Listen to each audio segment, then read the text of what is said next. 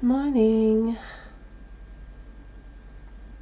Let me know if you can see and hear me okay. I want to make sure that we're not having issues with the chat again this morning, because that was a little bit annoying a couple of weeks ago.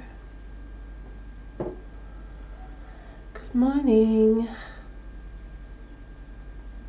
Let me know if you can see and hear me okay. I want to make sure that we're not having issues with the chat again this morning, because that was a little bit annoying a couple of weeks ago. So that's annoying. Good morning. Let me know if you can see and hear me okay. I want to make sure that we're not having issues with the chat again this morning. That was a little bit annoying a couple of weeks ago. This is me logging onto my phone trying to figure out whether we can actually chat. Morning. Let me know if you can see and hear me okay. I want to make sure that we're not having issues with the chat again this morning. That was a little bit annoying a couple of weeks ago. This is me logging onto my phone trying to figure out whether we can actually chat. Morning. Let me know if you can see and hear me okay. I want to make sure that we're not having issues with the chat again this morning. That was a little bit annoying a couple of weeks ago. This is me logging onto my phone trying to figure out whether we can actually chat. We can't get the chat going again this morning. I might have to restart. Let me know if you can see and hear me okay. I want to make sure that we're not having issues with the chat again this morning. That was a little bit annoying a couple of weeks ago. This is me logging onto my phone trying to figure out whether we can actually chat. We can't get the chat going again this morning. I might have to restart. Let me know if you can see and hear me okay. I want to make sure that we're not having issues with the chat again this morning. That was a little bit annoying. You're able to type something in. This is me logging onto my phone trying to figure out whether we can actually chat. We can't get the chat going again this morning. I might have to restart. Let me know if you can see and hear me okay. I want to make sure that we're not having issues with the chat again this morning. That was a little bit annoying. You're able to type something in. This is me logging onto my phone trying to figure out whether we can actually chat. We can't get the chat going again this morning. I might have to restart. Let me know if you can see and hear me okay. I want to make sure that we're not having issues with the chat again. Computer, it's saying that the chat's been disconnected. So Lisa, I can see that you are something in that. So me logging onto my phone trying to figure out whether we can actually chat. We can't get the chat going again this morning. I might have to restart. Let me know if you can see and hear me okay. It's showing us having issues with the chat. It's computer, it's saying that the chat's been disconnected. It's a great old morning. Lisa, I can see that you are something in that. So quite nice. I'm not going to phone to figure out whether we can actually chat. That's a good thing. Plus, let me know if you can see and hear me. Hi, it's showing us having issues with the chat. It's on the computer, it's saying that the chat's been disconnected. It's a great old morning. Lisa, I can see that you are something in that. So quite nice. I'm not going to phone to figure out whether we can. Let me know if you can see and hear me. Hi, it's showing us having issues with the chat. It's on the computer, it's saying that the chat's been disconnected. It's a great old morning. Lisa, I can see that you are something in that. So quite nice. I'm not going to phone to figure out whether we can. Let me know if you can see and hear me. Hi, it's showing us having issues with the chat. It's on the computer, it's saying that the chat's been disconnected. It's a great old morning. Lisa, I can see that you are something in that. So quite nice. I'm not going to phone to figure out whether we can. Let me know if you can see and hear me. Hi, it's showing us having issues with the chat. It's on the computer, it's saying that the chat's been disconnected. It's a great old morning. Lisa, I can see that you are something in that. So quite nice. I'm not going to phone to figure out whether we can. Let me know if you can see and hear me. Hi, it's showing us very strange. Alright, let's see if that fixes it. I just closed it and reopened it, so the last thing you want is 10 of me. You gotta love technology, right?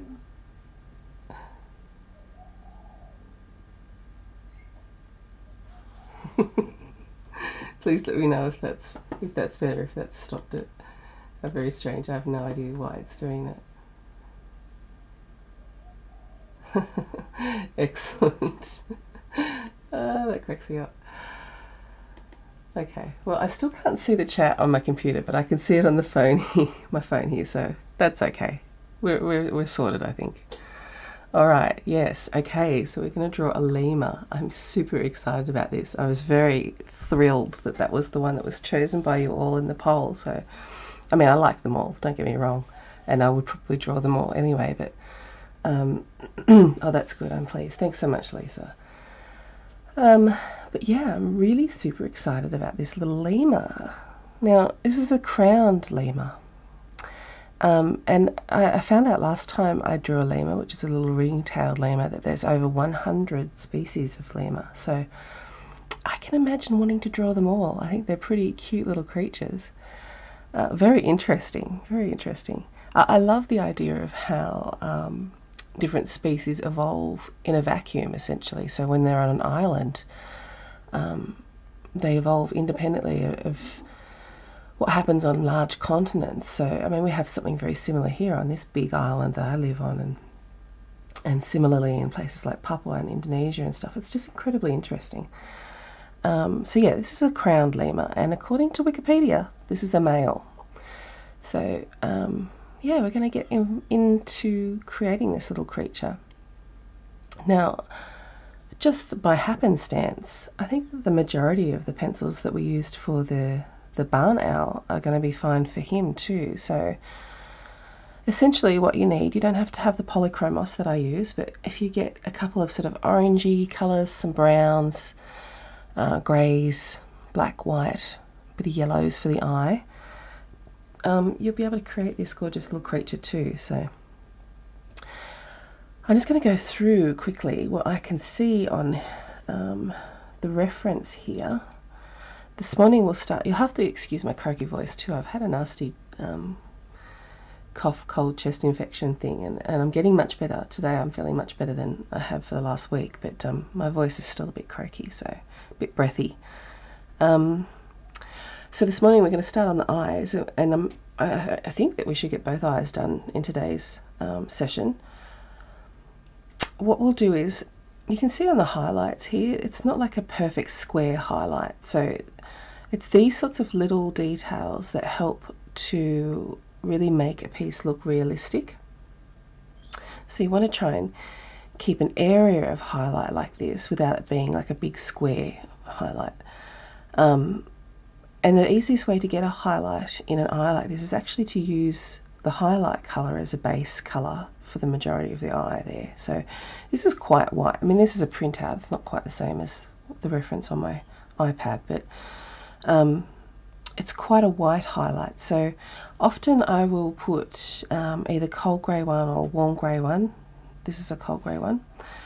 Down for the eye first, but this is not really very blue. There's a slight tinge, but there's not a lot of blue in it. So I'm actually going to lay down white for the eyes. We've got beautiful dark sepia, my favourite, around the outside of the eye there, and it'll be used in the pupil as well as some dark indigo. But the rim of the eye, like the eyelid, is very warm in colour, so some walnut brown and probably a bit of caput mortem thrown in. So there's caput mortem and there's caput mortem violet, and the violet is obviously more purpley. The caput mortem is more pinky. I can kind of see both of them in here, particularly in this section here. But definitely some walnut brown, some nice warm brown. And then for the inside of the eye, for the iris colour, you want like a sort of earthier yellow, so like an ochre of some sort. And then, so I've got dark Naples yellow, which is an ochre colour. I'll use that, and maybe a little bit of brown ochre. It's quite brown, it's not bright yellow. And then there's like you could use a normal yellow ochre or like an orangey ochre for the lighter parts, but you can also just very lightly go over that with the dark Naples and use a darker surround in here. It's kind of a little bit greeny in here as well, like that. We had an olive green yellow out for the barn owl before, and that might work well in there too, but perhaps just a little bit of brown as well of some description. And then over on the nose here, you can see that there's quite a lot of purpley colour. So purples are a perfect shadow colour for oranges, so they work really, really, really well together. So we want to use coal greys on here and a bit of sort of Delft blue. That's a really good one to use for those shadow sort of shades in there. And then once we get up into the hair, which won't be until at least next week, we're going to use the beautiful oranges that we used for the barn owl. We want like burnt ochre. I would actually probably get some terracotta or something as well. We can look at that as we get closer to that. But yeah, let's start on the eyes today. So I'll start on this side and then go to this side. I'm going to do a white base. And I just need to get a piece of tracing paper in my hand to rest my hand on. So white base, I'm going to do the dark sepia surround and some walnut brown around that, and then we'll start working on the inside there. So, line drawing. Here she is. Or he is. I've got to be careful. It's a he, isn't he? Get in there. So yeah, I did the line drawing on Procreate. I've drawn around the picture, and I think I'm going to do a post on Patreon about that very soon, about line drawings and the different ways to tackle them.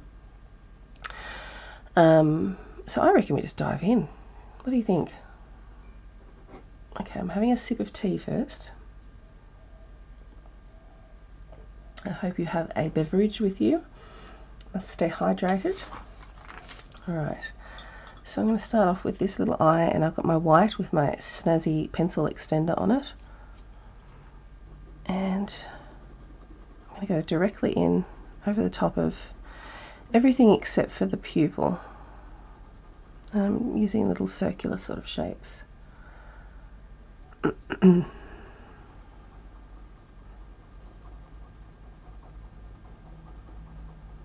need to be too precious at this point. I just want to make sure there's a nice covering down.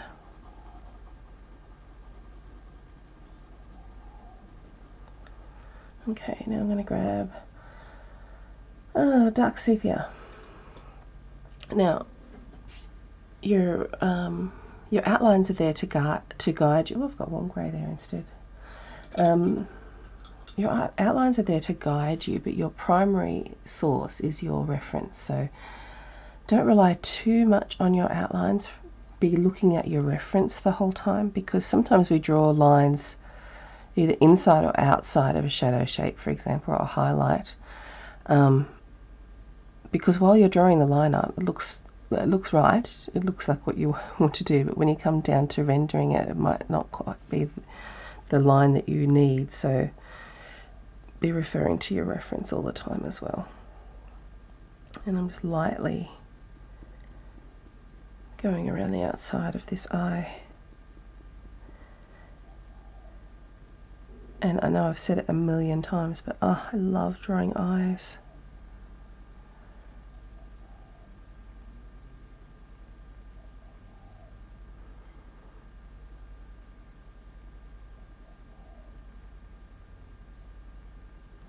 So I've gone around the outside here. You can see there's like a bit of a waterline on the inside of the eye there.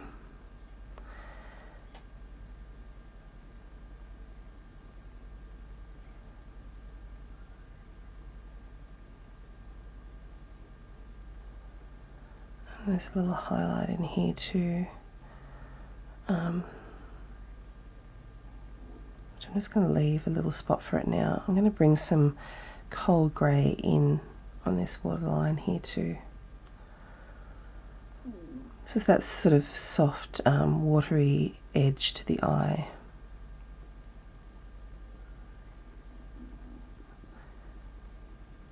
I don't know, can you hear the Coel in the background? He's not real close this morning, which is quite good.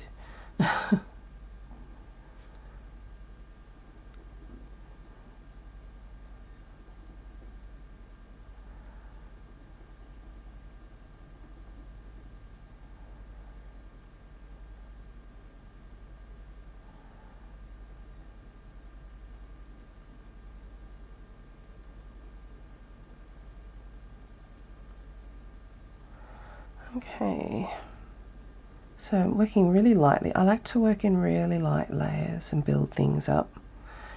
It feels like part of the magic of it as the layers start to come together, especially when you're doing fur and that sort of thing. But around the eyes, I like to take my time, work quietly and softly and sensitively with a sensitive line.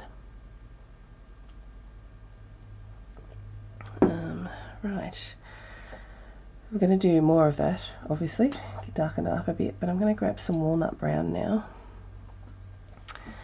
and start to put a little bit of the darker colour down around it too. It's nice to have a bit of context around the outside of the eye before you get into the detail.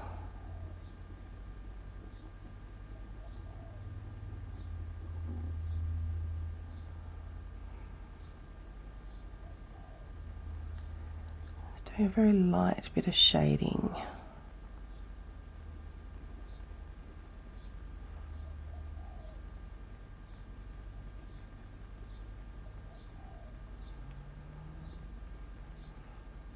So what's the weather up to where you are at the moment? And I'm going to be incredibly jealous of all of those of you who are getting snow.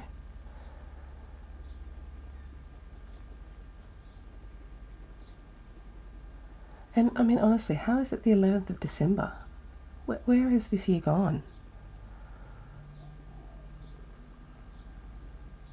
Just going over that sepia a little bit. All right. I'm going to take dark sepia back and I'm going to put in this pupil, an approximation of.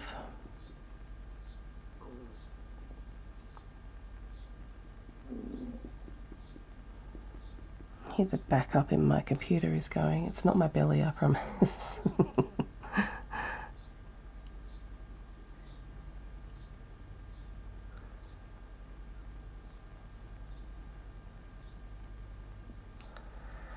I'm going to take a little bit of dark indigo to go over that little eye, pupil rather, and then we'll darken it up again further with some more dark sepia in a moment.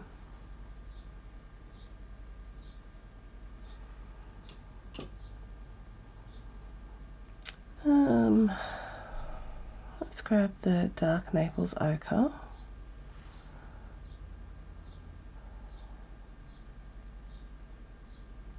And I'm just spending a little bit of time looking at the eye before I dive in. -6 and just a dusting of snow. So cold without a lot of snow at the moment. Icy. I'm not going to lie, I'm jealous. I'm extremely jealous. It hasn't been too bad this week. There's been a couple of days in the low 30s, but not outrageous. My own internal combustion was much higher this week anyway, so but we tend to have our hottest part of summer is towards the end of summer, so the end of January. February is often the hottest part here. What about cold for you? Is it coldest now? Does it get colder still? I'm going around the very outside of the eye.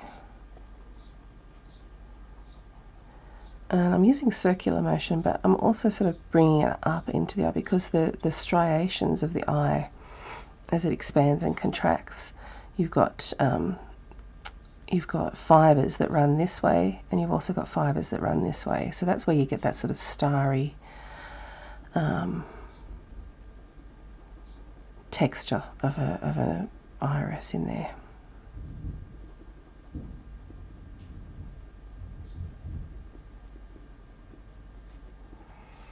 First layers, and we just need to build on them. That's all. That's all it is, just building on layers, taking time, breathing, having fun. Okay, I'm going to grab walnut brown now. I'm going to start adding some of these darker textures inside the eye down. Just lightly bringing that out to that second sort of rim that I'd put there, that sort of area.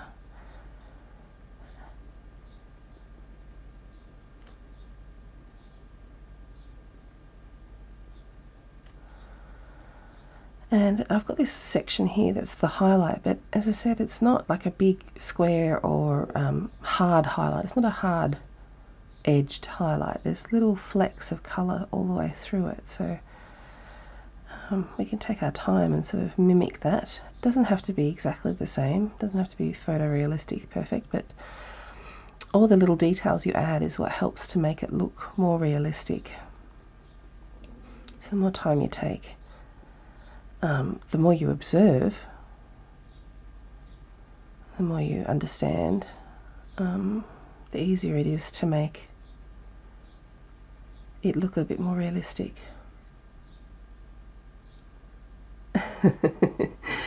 Minus 15 to 25. Oh my god. So we don't have anything like that here. Like nothing, seriously nothing like that at all. I lived in Iowa for 12 months as an exchange student when I was 16, and yeah, it got to those sorts of temperatures in that winter. But you know, you get prepared for it, I suppose, in that, you know, you have heating systems and you have the cold weather gear and all that sort of stuff.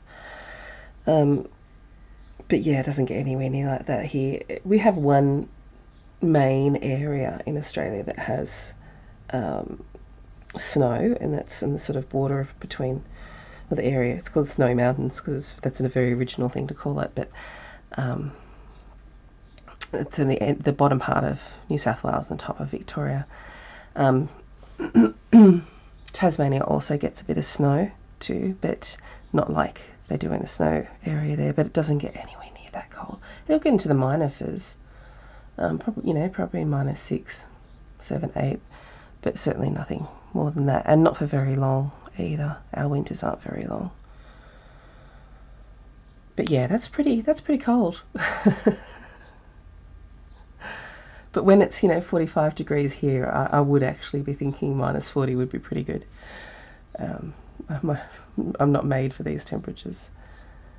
I've got green gold here. So you can see that even though this is just a really light layer, the first layer, you can see that there's some form to the eye starting to happen. So I've got green gold, no I haven't, what have I got? Light yellow ochre. Let's just read. And I'm just going to darken up some of these areas that I've put the walnut brown on. So I'm not pressing hard at all, I'm working really lightly. Some of the sort of lines between the catch light here, they follow the curve of the eye, so take a moment to observe those sorts of things as well.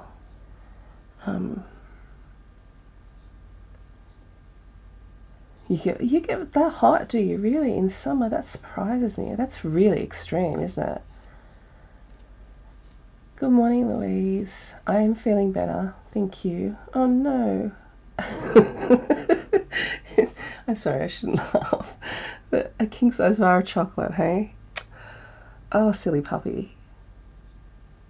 Oh yeah, I much prefer the cold too, Lisa. I mean, yeah. These people who say that they love the extreme heat, they're insane if you ask me. Well, I hope your dog's okay, Louise. Silly dog.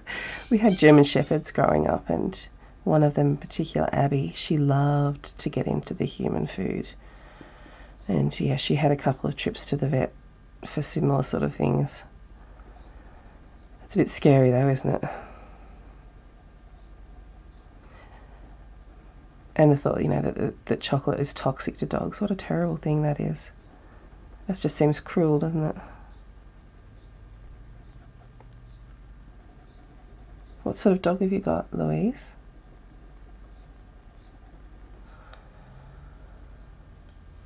Alright, just starting to build up the colour there.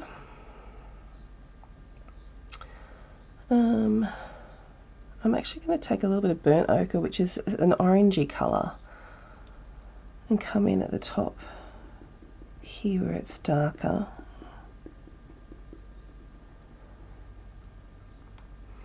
Eyes are such amazing things. They're so complex. Oh, poor creature. Yeah, and that's going to be an expensive trip to the vets too, isn't it? Poor little vet. Oh. I know, but how do you resist chocolate? I totally feel for you, pup too. Oh.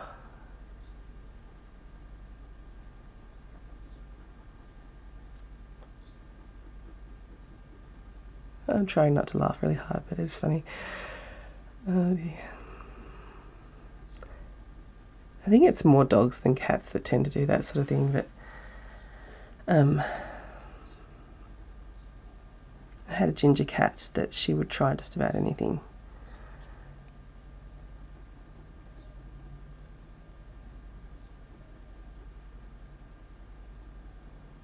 So already you can see that a little bit of orange around the outside has started to bring out the form. I actually need to bring more brown in down here, make it look. I'm not very round at the moment, so I'll bring a little bit in here too. I'll get the walnut back again, and I need to just pay some good attention to what's going on with this eye.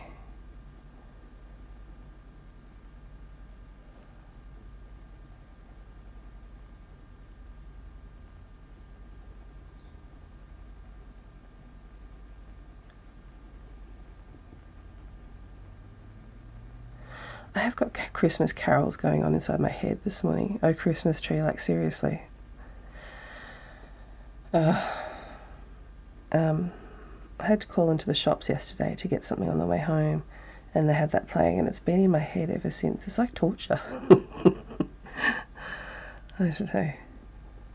I think the older I get, the more grinchy I get at Christmas, but that song is just going round and round and round. I mean, I do work in a retail environment. The front of the business that I manage is retail, but because I manage it, made the decision a long time ago that we do not play Christmas carols except for like the day or two before Christmas. I don't mind if staff put it on then, but I feel very sorry for people who have to listen to the Christmas carols 24/7 for weeks and weeks leading up to Christmas while you're trying to work.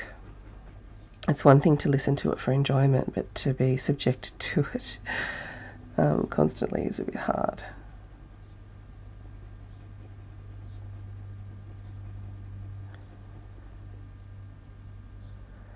So yeah, Lisa, we have very different experiences of Christmas. You with your big minuses and us with our big pluses. And it's where Louise is fairly warm too at Christmas.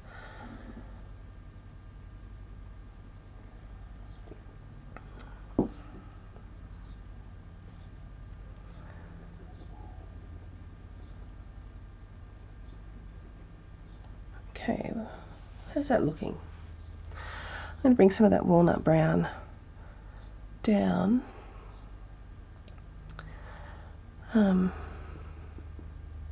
Just building layers,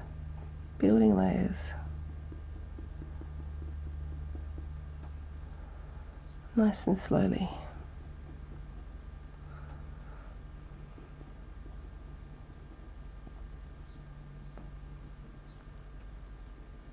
Leaving little highlighty bits. Looking at all the striations.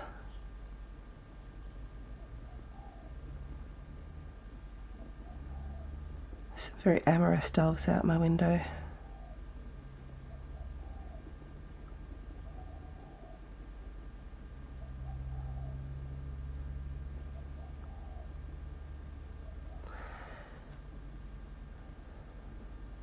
So I try to look at the reference more than I actually look at my page, which might sound like an odd thing, but it's really getting the hand-eye coordination, but really pumping up those observational skills is a huge part of doing these sort of more realistic renderings.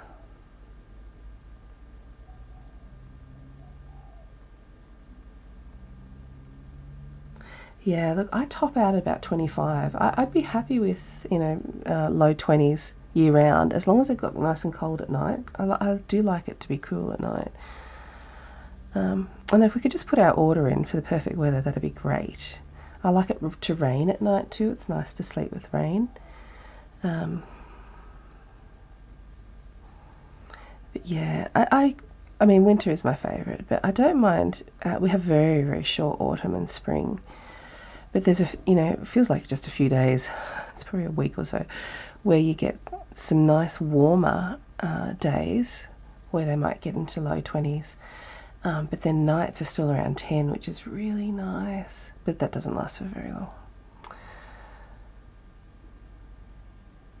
There's a place in Tasmania, I think I've mentioned it before, called Cradle Mountain.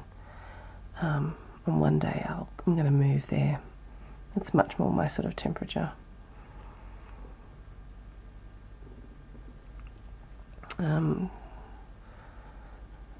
Not last week, the week before, when we had some 40-degree weather, it was like 10, 15 down there. We got to, you know, 1 or 2 at night. So yeah, that's my kind of weather. All right, let's come back in with the Naples again.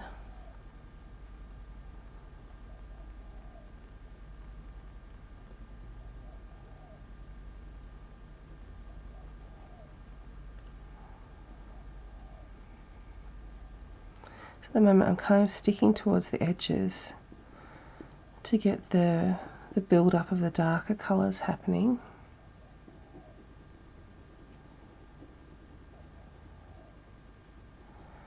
And I'm kind of surrounding these catch lights with colour.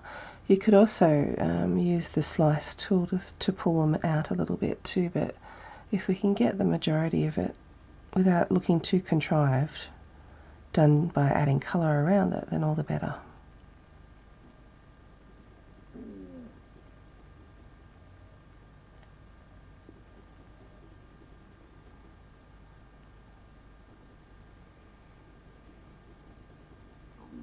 I think I'm going to add like a brighter yellow. Where's my scratch paper? I just want to test to see if it's going to be too bright. And I think it should be okay. So I've got light cadmium, any light yellow. Just add in this part here. And the benefit of doing something like that means that then I can see how much darker I still need to go. It's helping the lighter area pop out. But it's also showing me how much darker to go. I think I must have put green gold back again, or it's in over here. Nope. Oh, there it is there. So I've got green gold, which is a really interesting colour. Let me just get my scratch paper and so it has a real green element to it, which is quite nice in eyes and in coats. And it plays well with yellows and browns as well as oranges. So.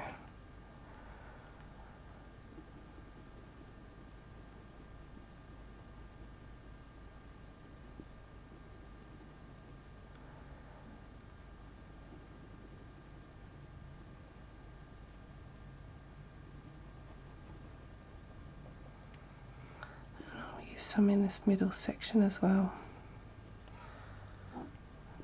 Alright, let's darken up that pupil. And I may want some black, but I'm going to start with the dark sepia again.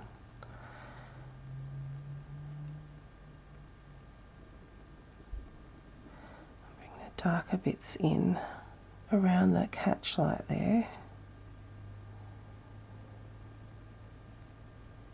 And I'm not pressing hard, but I'm working in small circles.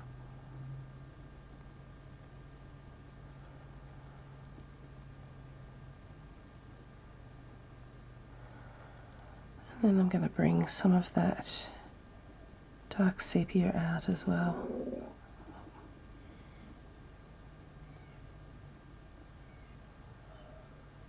Okay.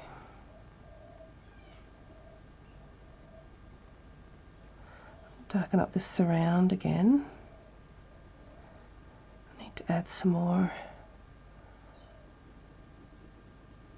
colouring around the edges.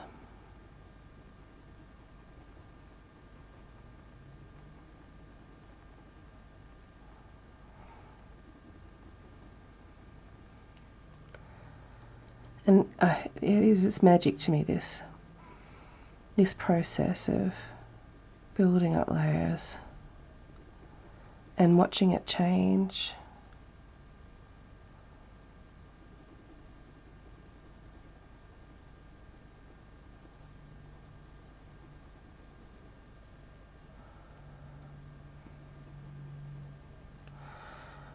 Before I forget, I'm going to add some cold grey 1 down in here, and this little highlight down here, and we'll actually reduce the size of it. And I'm going to add some cold grey 1 around this lip too,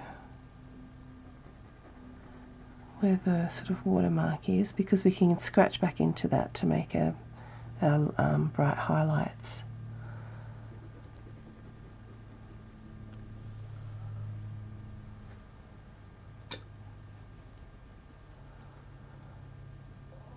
I'm going to just bring this line in, the top of the lid line here as well.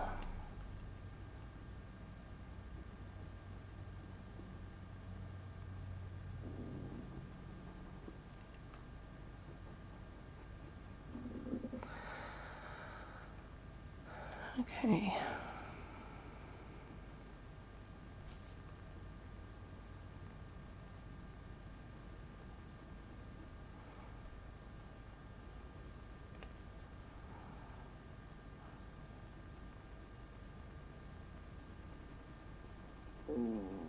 Reduce that area a little bit more.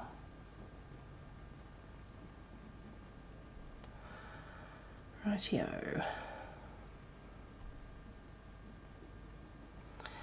And I'll start to bring the other line back again too. And if you've got a nice sharp pencil, you can get that sort of fine definition between the two areas there. Otherwise, don't be too concerned. You can scratch back into it with a tool like the slice tool, or with a X-Acto knife or something like that. I'm a bit afraid to use those X-Acto knives, so they're much sharper, and I'd be worried to wreck the paper. Okay. Coming back with walnut again, and I want a bit more orange again too. Just building up, so I'm coming in with this warm brown, this walnut from the edges.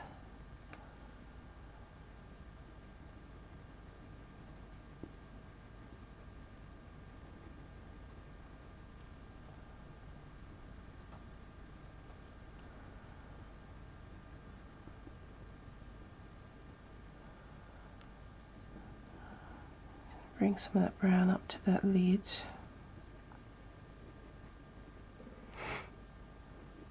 It's really dark up in here.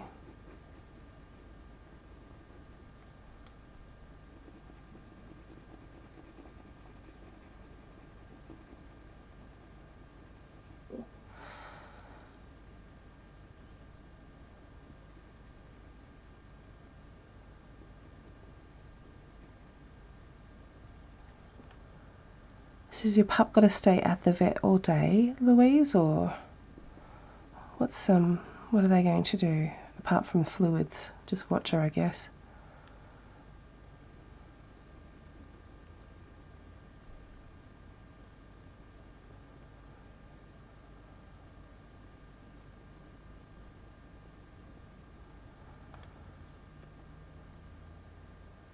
I need a bit of orange in here again.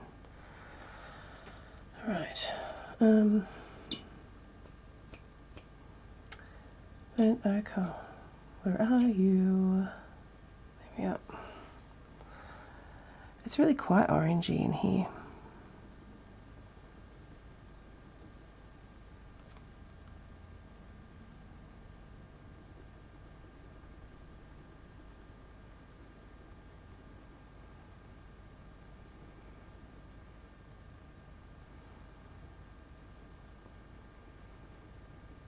So I'm sort of reducing the bright highlight area each time as I add more in. Oh no. She's on a chocolate high. Oh dear. She probably doesn't understand. I mean, well, she's not going to understand anyway. She's like, I'm having all this fun. Why are you taking me to the vet? Oh, poor creature. It just, yeah, it seems very cruel that it would be toxic to any animals. Ugh, I know, that's the thing. Vets are so expensive. And I mean, I understand the reasoning why, but you know, they don't get the same sort of government funding as you get for humans. But, oh my god, it's a lot. I know, it's a lot. And then if you've got to do like the sort of after hours emergency vets, and oh jeez, that's a whole other thing, isn't it? Oh, I'm sure she'll be fine, but it's both funny and scary. I know, these little creatures, they belong to our hearts, and it's not very nice when they do things like that to us.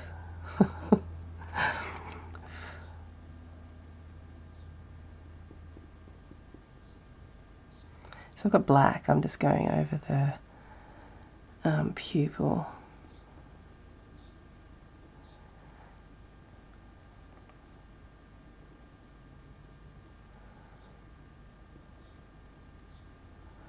Darkening that up a little bit. I'm going to add a little bit of black in up the top here too, because it's really, really dark up there. And black does just make that sort of the darkness that you had there pop a little bit more. I like to use it on top of other colours though, rather than by itself.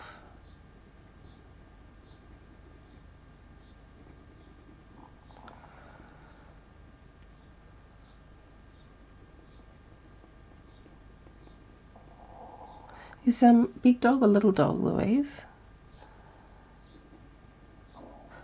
I am. No, that one, that was my belly. I don't know if you heard that. Yeah, so we had German Shepherds growing up, and they're right garbage gutses, honestly. As gorgeous as they are.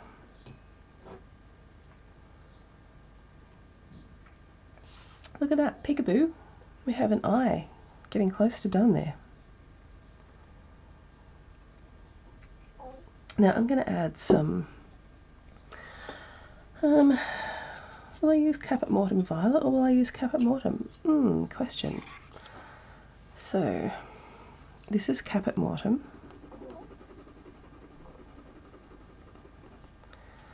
And this is Caput Mortem Violet. So I know it doesn't look markedly different, but especially not on a webcam, but this one's got a real purpley base to it, so hence the violet, I guess. I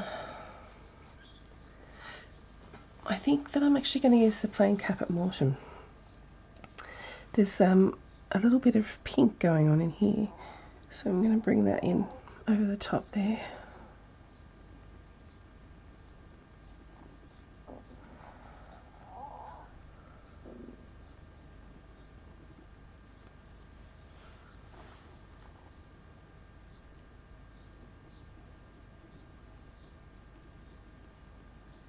And we'll use the same colour in the outside of the eye here too, once we put some base layer down there as well. I'm actually just going to turn the fan on because it's getting a little muggy in here.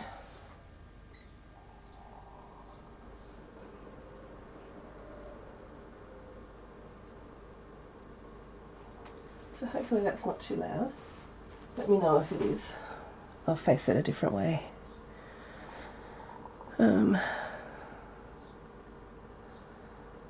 What am I thinking of doing now here? Maybe a little bit more of this sort of caput mortem-y, reddy colour down the bottom here as well. And then that's going to play in really nicely as we get in around over this way. They'll sort of work off each other. I'm going to get a little bit of, well, I'm not going to get a little bit, I'm going to take the whole pencil and put some, I've got to stop saying that, I don't know why I say it, a little bit of the cold grey in this highlight, just lightly down the bottom part of it more.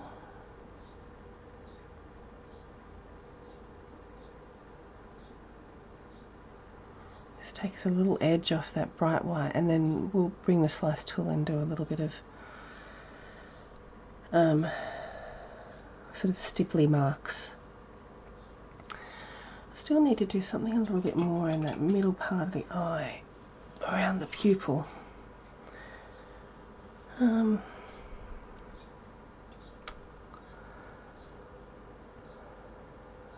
take a bit more of the caput mortem on this side here.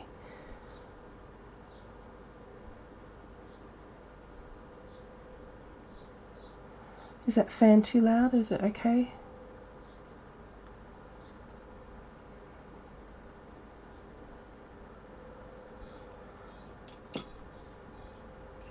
I've got some terracotta here.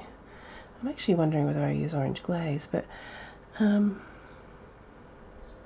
bring a little bit more orange in up the top here.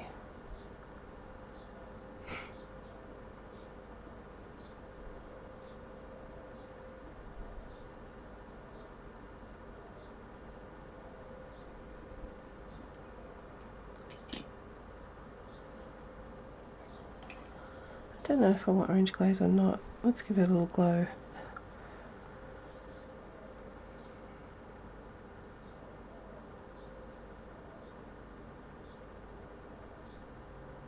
Yeah, that's not too bad.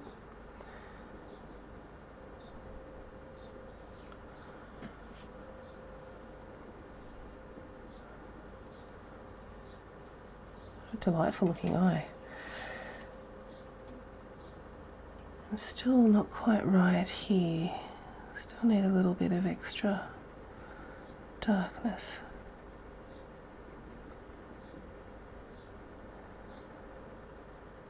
That's better. That's better. Oh good, I'm glad. Fan's not making too much noise. I had to have a bit of a search at Bunnings, at our sort of one of the big retailers of hardware here, for a fan that wasn't going to make too much noise, because I'm going to need to have the fan on in here in summer. I don't have aircon in here, but I don't want it to be distracting either, so I think this is pretty quiet as far as fans go. Okay. So every now and then just stop and sit back and have a look at what's going on, at what else you might want to do.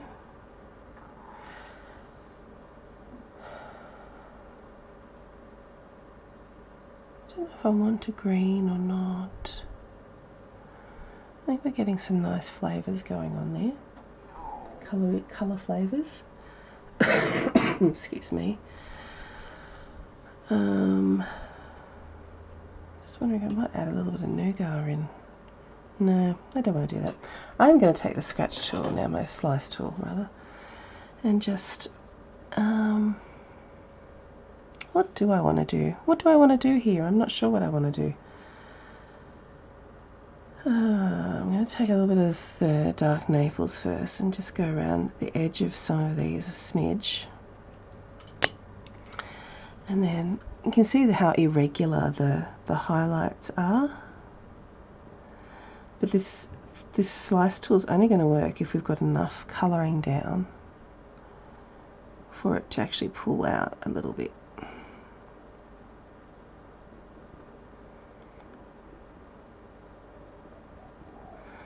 Make those edges a little bit less regular than what I've got there now.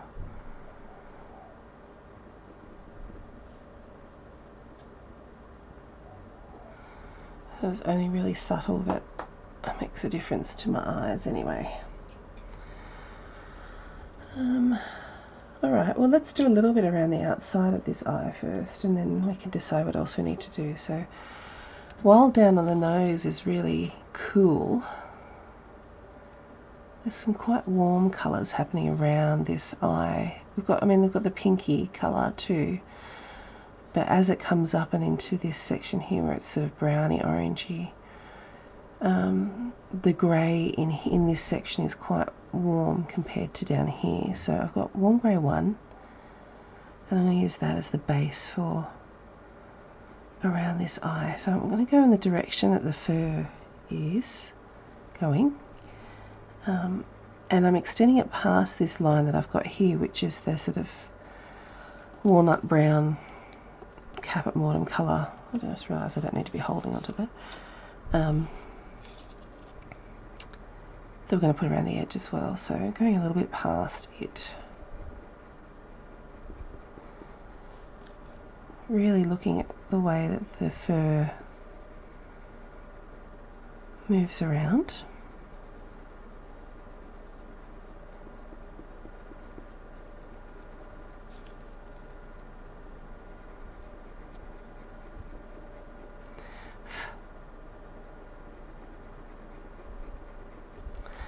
So when you're doing a base layer, what you're looking for is the lightest colour that you can find in that area. I'm going to bring it up and over this little dot area here.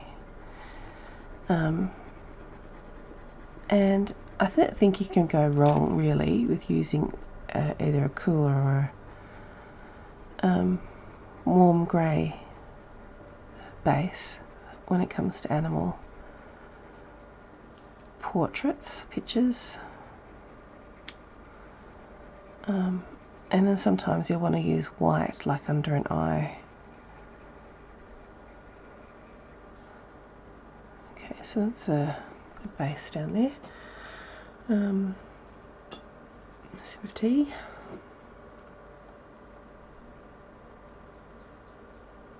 I'm going to take my warm walnut brown again.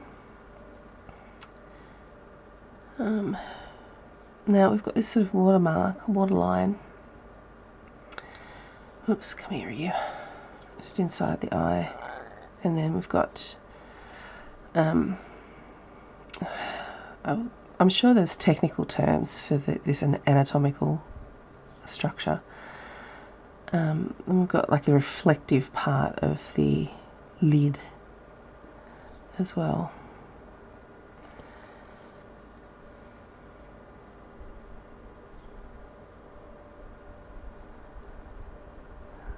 Looking at the dark brown area around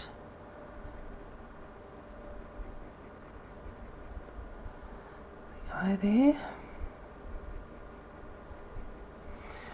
And that's something we can actually... I've got a new slice tool, or newish. It's even... Oh, now the fan's going to move that around. It's actually finer still. I don't know if you're going to be able to see how fine it is. So, I don't know if I'm a fan of it yet.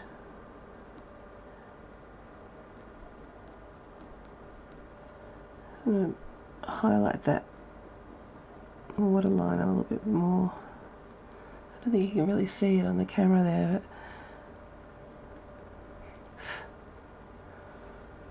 yeah, that does actually make a difference. And I'm going to go over this a bit more too. So it's just a little tiny speck. It's so small I can't even really see where it is half the time.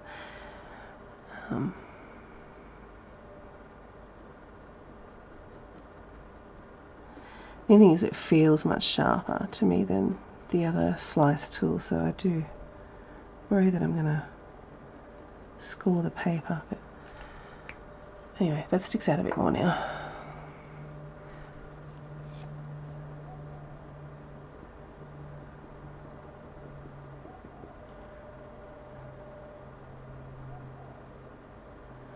My walnut brown is getting to where it could use a pencil extender too.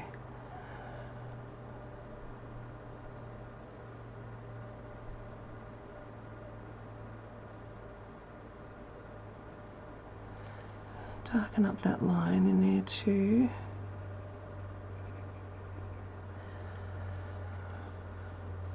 Okay, and then up around this edge here, you can see that it sort of comes out. So this is actually a bit lighter here where the lid hinge is.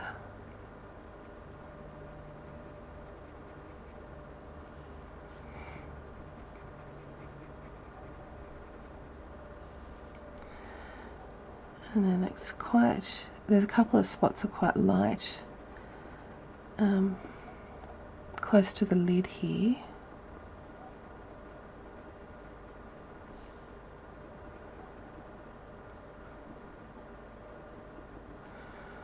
And then that's darker, little hairlines above the lid.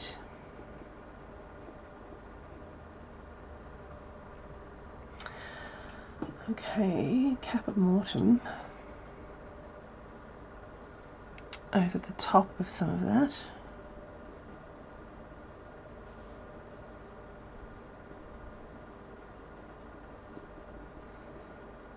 Bring that pinky colour in.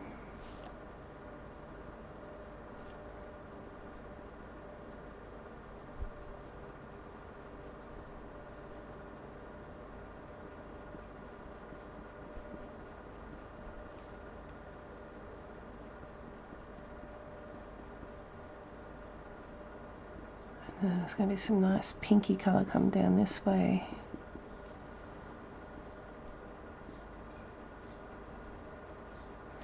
And then it comes quite violet down in here.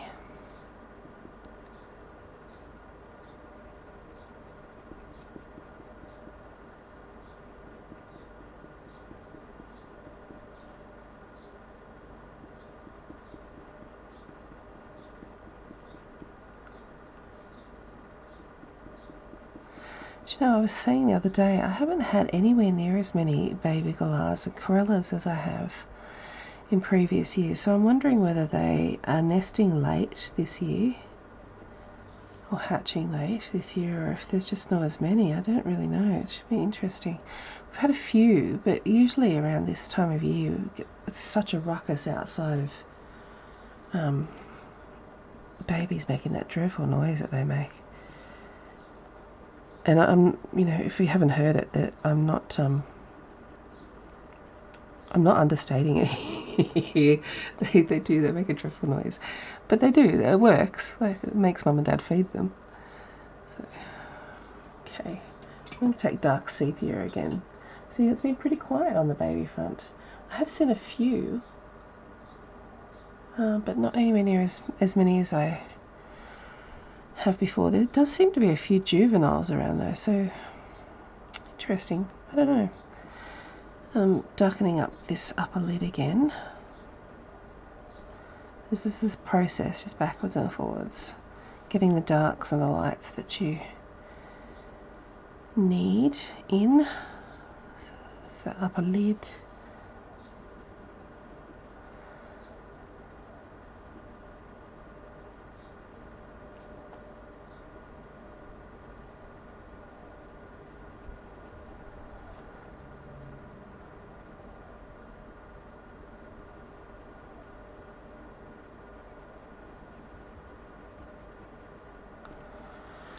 I don't know, it's kind of looking like a lemur eye to me. What do you think? I've got warm grey 2 now, and this is such a fantastic blending colour. I'll add that in the areas that are a little bit lighter.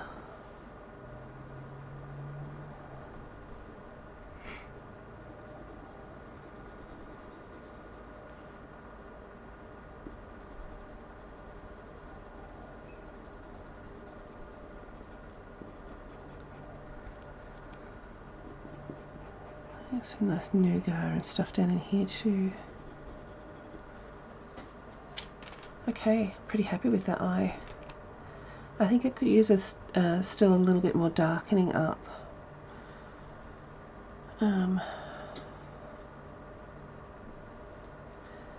What do I want? I might use a grey actually. I'm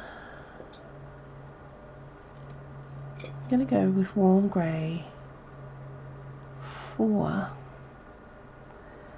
Put a little bit of it on this side. This side here particularly is sort of more greyish.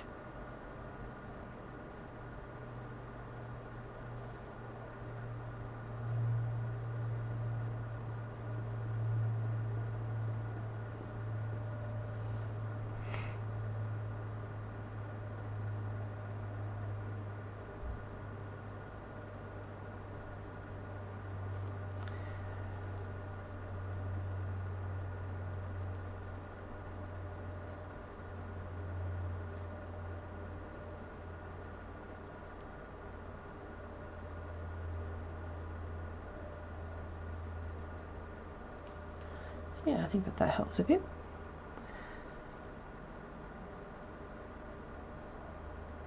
Oh, thank you, Louise. I can't wait to see everybody else's lemurs. Let's flood our media with lemurs. I think that that's a pretty exciting thing to do, to see. That was a currawong. Can you hear that in the background? I love currawongs. That sort of mournful sound that's being made in the background there. That one.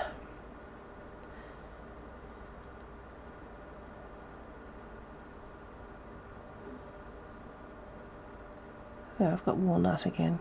I don't know if I said that. I was too enamoured by the sound of currawongs. They do like a cooler temperature too. They're pretty ubiquitous, I think, but you get a lot more of them in like the Blue Mountains and the Snowy Mountains than you do here. I love the sound of them. They're a corvid, but they are removed in that, I don't know if you know, but the corvid family actually originated in Australia, however many hundreds of thousands of years ago, and migrated out and went all around the world, obviously, and then the ones that stayed here evolved differently, obviously, and then they migrated back as well. So we've got like 2 streams of them in Australia, which is very interesting.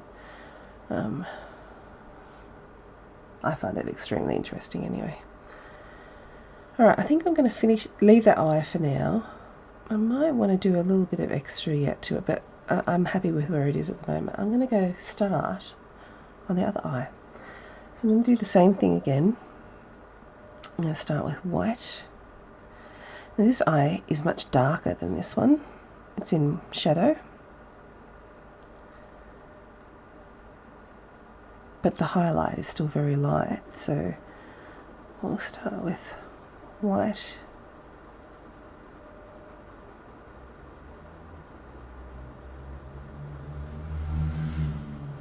Oh, there's a postie. He's being early. Yes, I know. I'm very proud of that fact. And I do have to have good old David Attenborough to thank for that. And then I've read it again since. They're extremely interesting. Extremely interesting bird.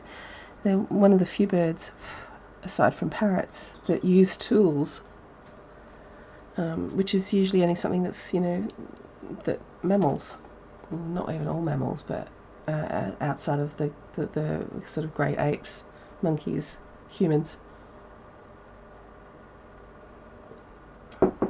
fashion and use tools, which is very interesting. I went to London 2017. I went to the Tower of London, and the ravens there are just incredible. If you haven't been there, I have no words. They're massive, huge birds, just incredibly delightful, obviously incredibly intelligent. But we watched a raven nick a sandwich out of somebody's hand that was sitting there eating, and they screamed and squealed and carried on. I would have been absolutely delighted to share my sandwich. Then it went and took part of it and lifted up some cobbles, some stones, shoved it under them, so it was saving it for later. And then the crust, it took over to a bit of water and put it in the water, then went back and finished hiding the rest, and then came back and the crust was all nice and soft to eat. Oh, the intention behind it all was just amazing. And I could watch them all day. Alright, dark sepia. Talking about ravens. I can talk about ravens non-stop. I love them. Do the same thing again. Let's go around the outside of this eye. So I've got 3 lines happening here. One's kind of the outside of the darkest part of the eye. The other's the outside of the lid.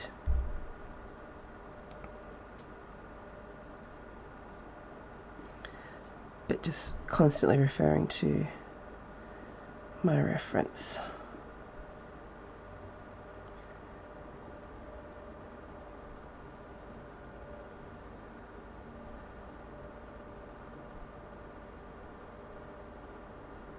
Yeah, I mean, ravens are, they're such a polarising bird because of, you know, the things that they can do, as well as far as farming and stuff goes. I know my mum, who grew up on a sheep farm, she and her family, her dad, and those of them who grew up on the farm there really are not fans of ravens and crows because they can be, well, they're scavengers and they don't always wait for an animal to be dead before they start having a good go at the softest parts, which is, you know, nature's beautiful, but it's, you know, it can be very cruel. So that's what ravens represent to her. She didn't have much time for them. Whereas I have a different relationship with them.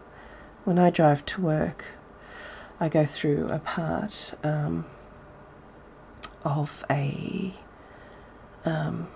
like a sanctuary native forest area, national park, and there's always ravens on the side of the road.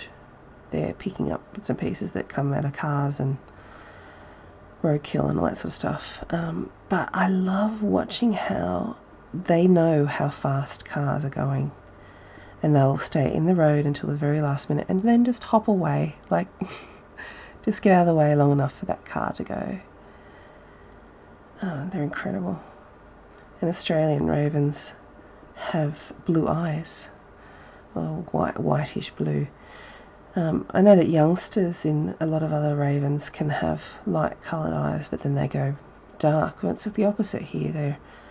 They're dark when they're younger, and when they reach maturity, they're this very, very light blue. And there just seems to be such an intelligence hidden in that. When you get caught in the gaze of a, you know, a light blue white raven's eye, it's pretty, I find it pretty powerful. I feel a real connection to them. And currawongs have that same intelligence behind their eyes. They're just, oh, such gorgeous creatures. They're opportunistic and they're omnivorous though. They tend to eat a lot of fruit and nuts. And they're a bit more streamlined to look at than ravens. They're not chunky. They're very streamlined. They fly in a different manner too. They're I don't know. I'm sure that there's a term for how it is that they use their wings, but it's completely different anyway. I might have to try and find some video and share it. But they're incredible, incredible creatures, and they have a beautiful sound to them, just a gorgeous sound. Okay, let's go back in with dark Naples on this side. Let's get some colour down. So it's a little bit golden still in the middle here. Thanks, Lisa. Thanks for joining. And yeah, this is available for you to come back to whenever you need to, so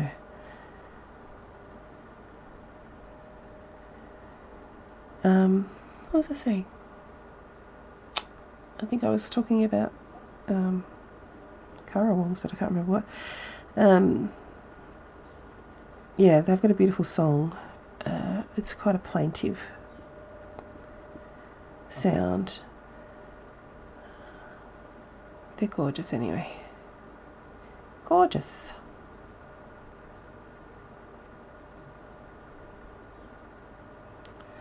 I did a graphite drawing of a Currawong some time ago. I might have to do a colour drawing. I mean, they're black and white, but they've got yellow eyes. What do I want? Oh, we're going to take some walnut and come around the inside of this eye and darken that up.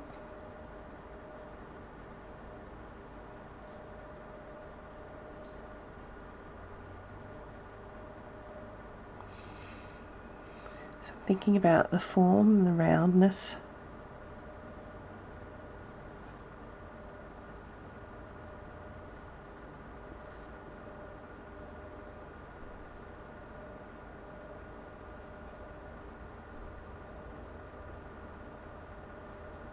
Coming in with some rounded strokes.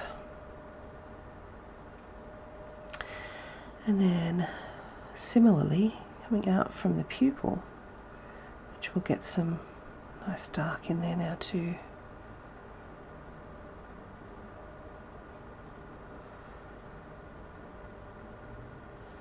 And it's the same on this side, so it's not one great big chunk of highlight, there's little bits shining through. Some darkness. Just work slowly.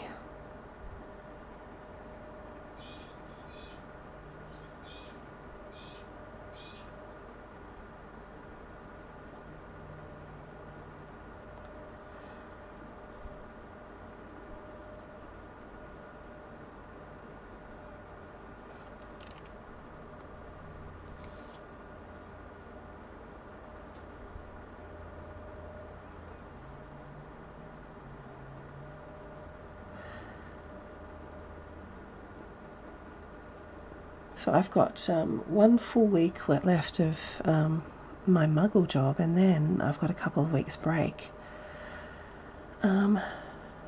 before I have my whole new routine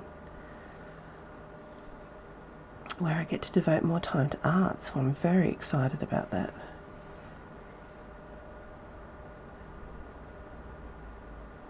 And nervous and all those things as well, but mostly excited. Mostly excited.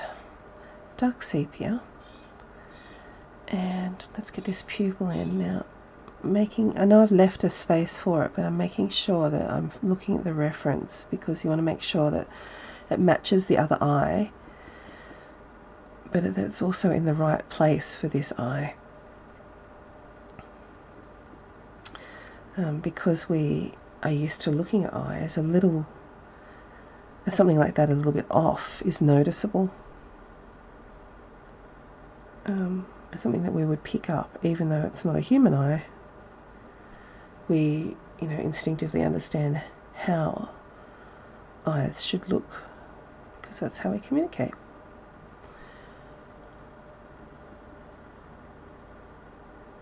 So work lightly, get it in the area that you need it to be in. Structure right.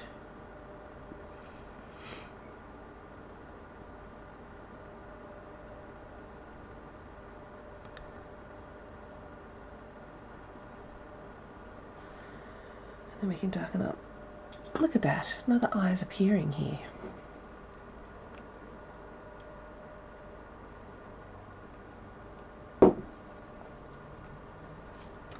Now around the outside of this eye is this whole side of the face is much darker, much more in shadow, so there's a lot less of that pink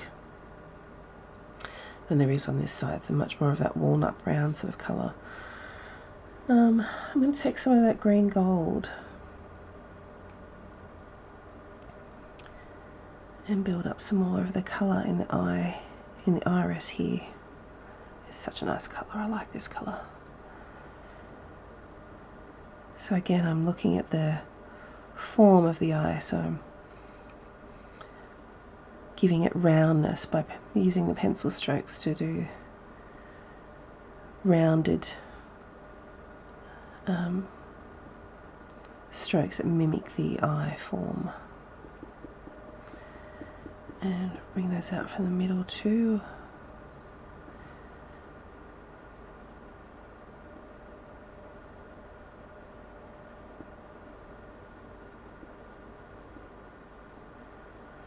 Let's really build it up slowly. There is some of that little golden area, but it's not as bright, so I'll take that light cadmium again and I will go in here, but we'll sort of cover it up a bit more, I think, than on the other side.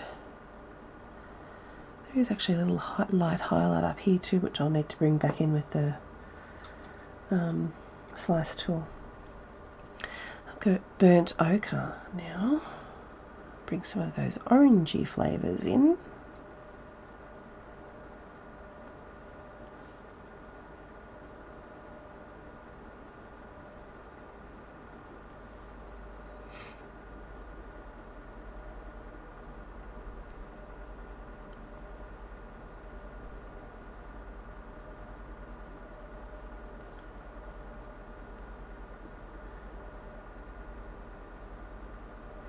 There definitely is some of that sort of pinky colour in at the top of this eye here though.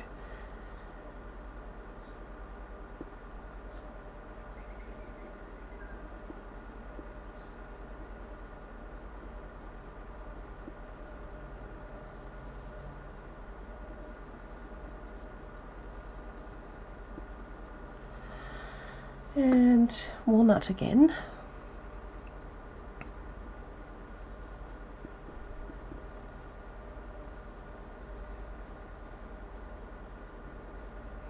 There's quite a strong vein there.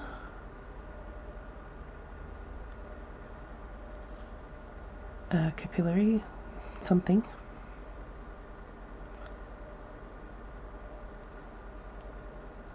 I did actually, many years ago now, do a course on Western herbalism, and part of that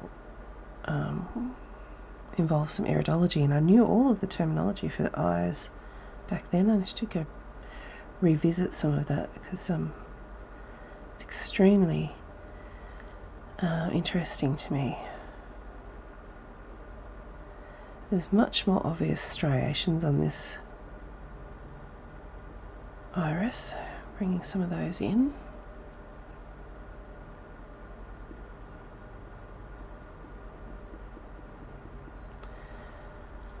More darkness.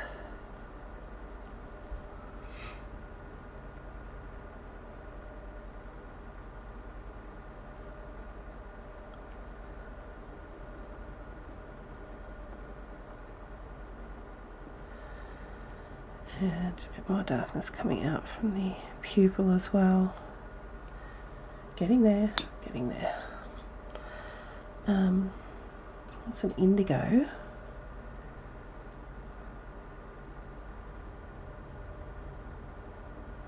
On this pupil.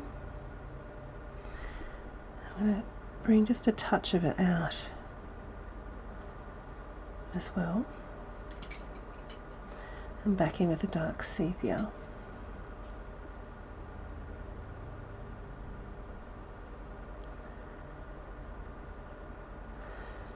And there's quite a lot more darkness going on up here, so I'm bringing some of the dark sepia in. A little vein there. Darken up the surround. See, I love that part. I love that part where you add the dark and suddenly everything else starts to pop out. Love it. Just really speaks to the importance of adding darks. The darks really make it, you know. They give you depth, form.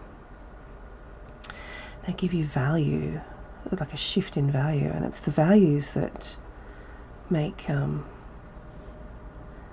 things have depth, have form, have like a 3D sort of quality to them.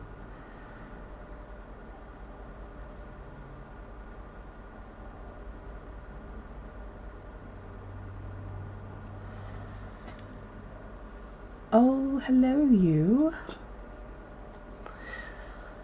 A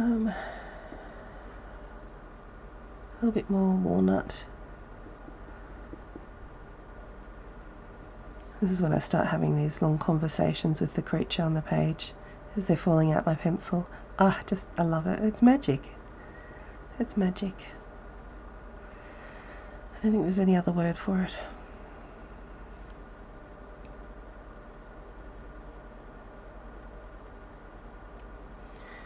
Let's take a little bit of the caput mortuum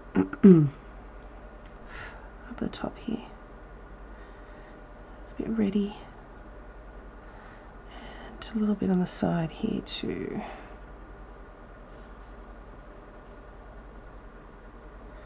You're such a pretty creature.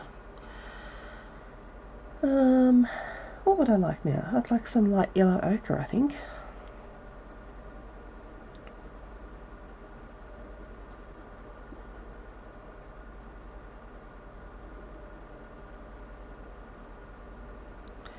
Let that goldenness come back in again.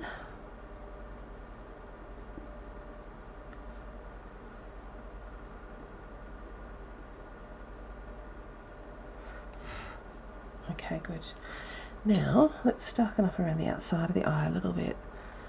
What I might do first is lay some...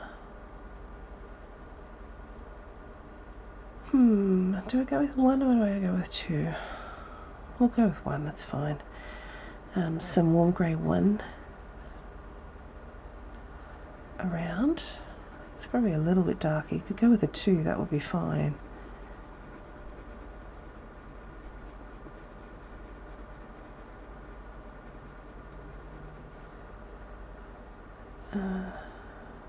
It's going to go up close to the eye there so we can pull out some highlights if you want to.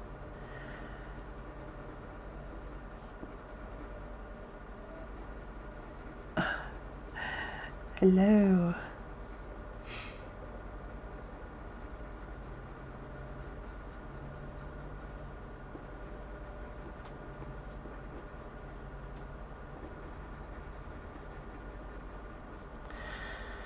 Right, dark sepia again for the moment,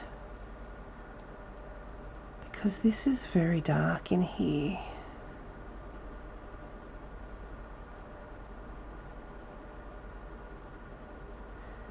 I think a lot of the shape of the eye of lemurs gives it that recognisability, apart from the fact that they have a very round, almost popping out sort of eye. They have this brow, this eyelid and brow shape for that matter, that always make me think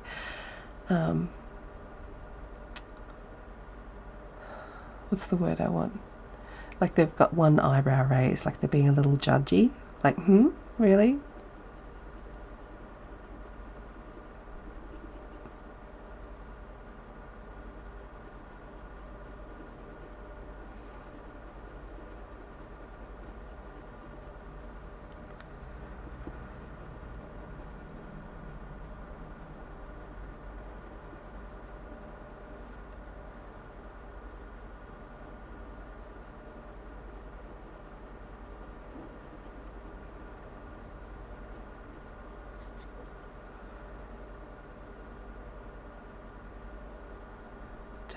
Up. Down here is not quite as dark, it's not as dark sepia anyway.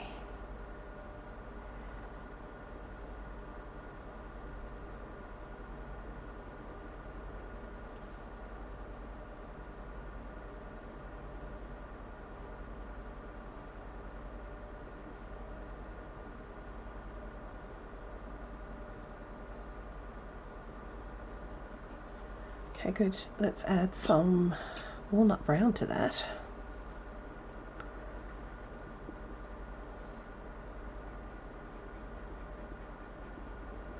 Soften edges with a bit of feathery fur strokes.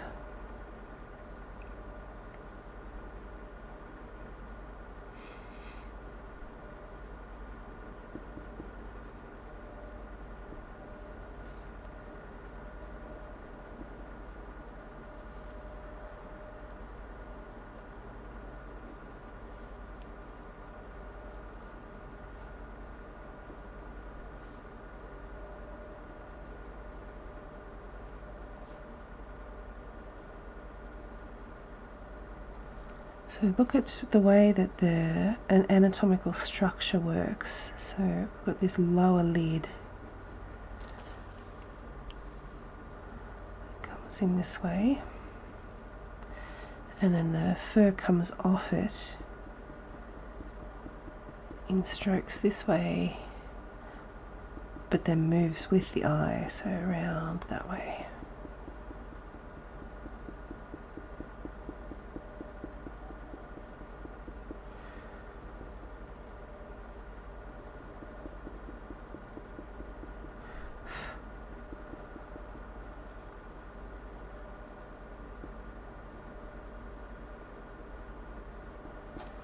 Okay, and I'm going to take a bit of the Caput Mortem, that pinky colour, and let's add a little to that. Here we've got a lot more to build up around the eye yet, but this is a good start. I know I added some of this before, but I want to add a bit more in here too.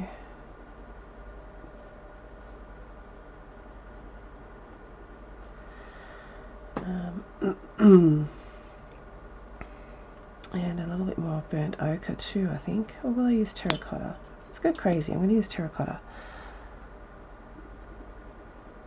Orangey up here.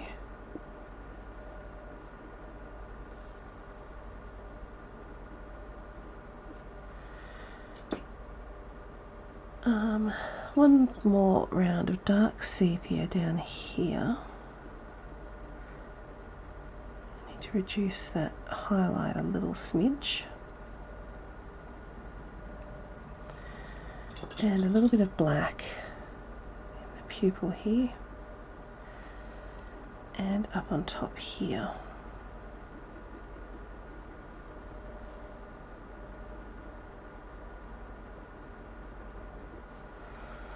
Down in this corner.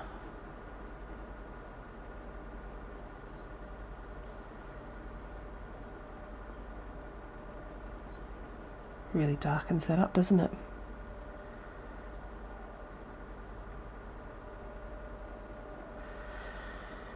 I want to grab the slice tool,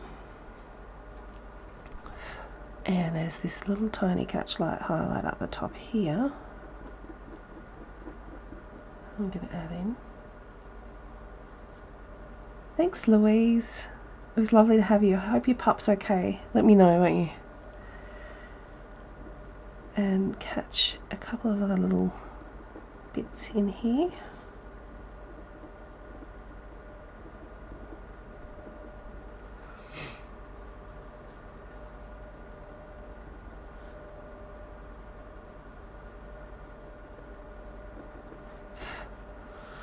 What do you think? I think we've got a pair of eyes there. I might just darken this side up a little bit more. So I've got my walnut brown.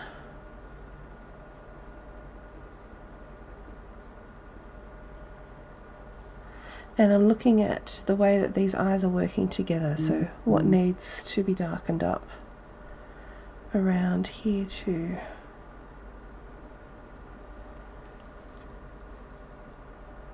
Sit back and have a little look at how they're working together.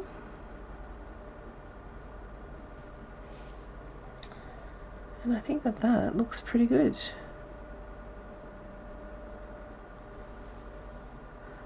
So I'm going to have this little creature sitting over me, looking over me while I'm working for the next week on other things, telling me stories, giving me an idea of what she would like to have, or he, sorry, what he would like to have happen next week. And if you have a play, I'd really like to see